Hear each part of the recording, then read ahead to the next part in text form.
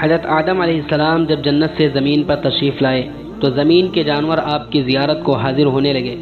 حضرت آدم علیہ السلام ہر جانور کے لیے اس کے لائق دعا فرماتے۔ اسی طرح جنگل کے کچھ ہرن بھی سلام کرنے اور زیارت کی نیت سے حاضر ہوئے۔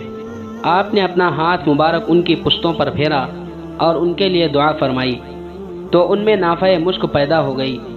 وہ ہرن جب یہ خوشبو کا تحفہ لے کر اپنی قوم میں واپس آئے تو ہرنوں کے دوسرے گروہ نے پوچھا کہ یہ خوشبو تم کہاں سے لے آئے؟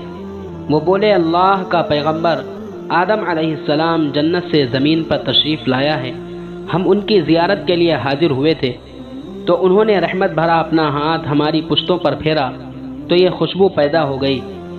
ہرنوں کا وہ دوسرا گروہ بولا، تو پھر ہم بھی جاتے ہیں۔ چنانچہ وہ بھی گئے۔ حضرت آدم علیہ السلام نے ان کی پشتوں پر بھی ہاتھ پھیرا مگر ان میں وہ خوشبو پیدا نہ ہوئی، اور وہ جیسے گئے تھے ویسے کے ویسے ہی واپس آ گئے۔ واپس آ کر وہ متعجب ہو کر بولے کہ یہ کیا بات ہے، تم گئے تو خوشبو مل گئی اور ہم گئے تو کچھ نہ ملا۔ پہلے گروہ نے جواب دیا، اس کی وجہ یہ ہے کہ ہم گئے تھے صرف زیارت کی نیت سے، تمہاری نیت درست نہ تھی۔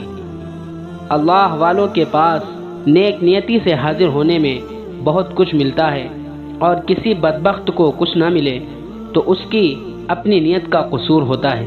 ناظرین، اللہ والوں کی دین و عطا کا کوئی قصور نہیں ہوتا۔